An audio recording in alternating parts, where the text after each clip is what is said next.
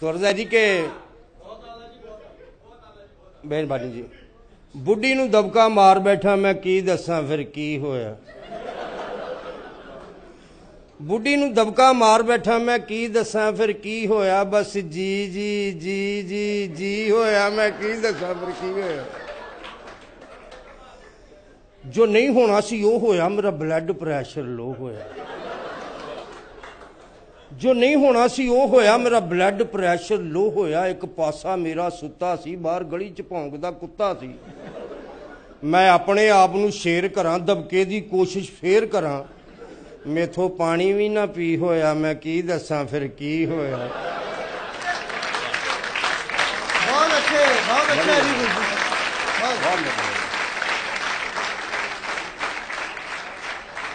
वो गुस्से दे नाल लाल होवे मेरा लागे मंदा हाल होवे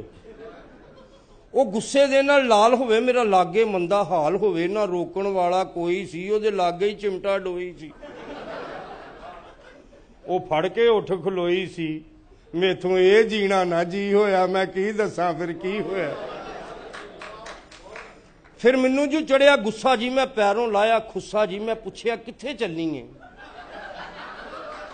वो कहंदी मैं तुर चली वांडे जी मेथों नहीं धुपदे भांडे जी वेड़े विच फेरां बौकर जी मैं प्यो तुहाडे दी नौकर जी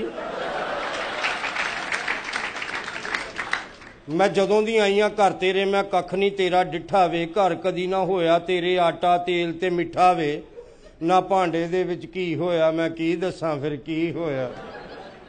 कहंदी मैं मन्निया तुसीं सच्चे जे आ बैठे तुहाडे बच्चे जे